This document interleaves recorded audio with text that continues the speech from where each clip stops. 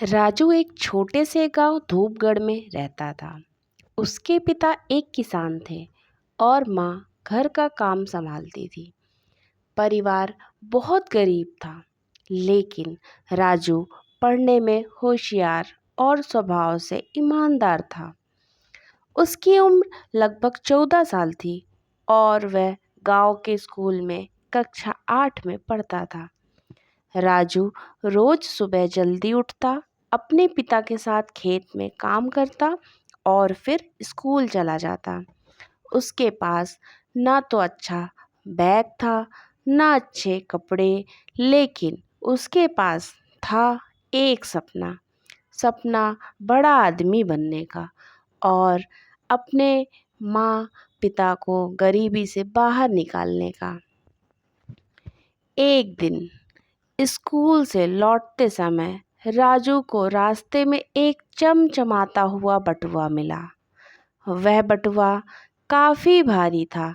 जब उसने उसे खोला तो देखा कि उसमें बहुत सारे नोट थे, शायद 10,000 रुपए से भी ज्यादा। राजू कुछ देर के लिए तो सोच में पड़ गया।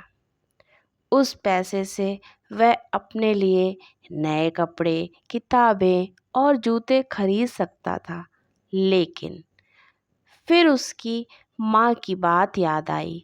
बेटा, चाहे जितनी भी मुश्किलें आए, पर कभी किसी का हक मत छीनना। जो तेरा नहीं है उसे अपनाना पाप होता है। राजू ने बटुए को उठाया और आसपास लोगों से पूछताछ शुरू कर दी।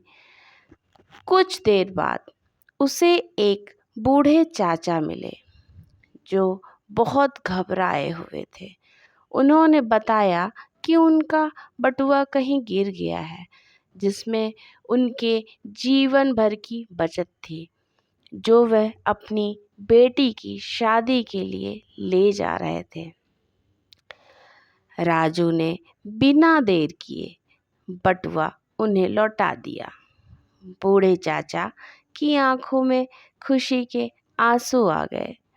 उन्होंने राजू को बहुत आशीर्वाद दिया और इनाम के तौर पर कुछ पैसे देने चाहे, लेकिन राजू ने विनम्रता से मना कर दिया। अगले दिन स्कूल में राजू के ईमानदारी की चर्चा हो रही थी। स्कूल के प्रधानाचार्य ने उसे सबके सामने सम्मानित किया। गांव के सरपंच ने भी कहा, ऐसे लड़के ही देश का भविष्य होते हैं।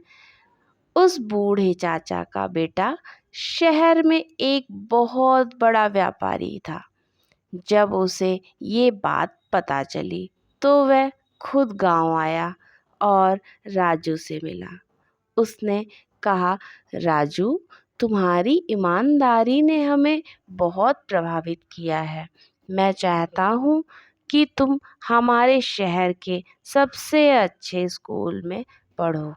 मैं तुम्हारी पढ़ाई का पूरा खर्च उठाऊंगा। राजू और उसके माता पिता की आंखों में आंसू थे, लेकिन इस बार ये आंसू दुख के नहीं थे, खुशी के आंसू थे। राजू ने शहर जाकर जी जान से पढ़ाई की। उसकी मेहनत और ईमानदारी रंग लाई। कुछ सालों बाद वह एक बड़ा इंजीनियर बन गया। उसने अपने गांव में एक स्कूल और एक लाइब्रेरी बनवाई, ताकि गांव के और बच्चों को भी अच्छी शिक्षा मिल सके। वह अक्सर कहता, अगर उस दिन मैंने वो बटुआ रख लिया होता तो शायद आज मैं यहाँ नहीं होता। ईमानदारी और मेहनत से बड़ी कोई दौलत नहीं, कोई दौलत नहीं। सीख ये मिलती है कि हमें ईमानदारी चाहे तुरंत फल ना दे, लेकिन अंत में वही सब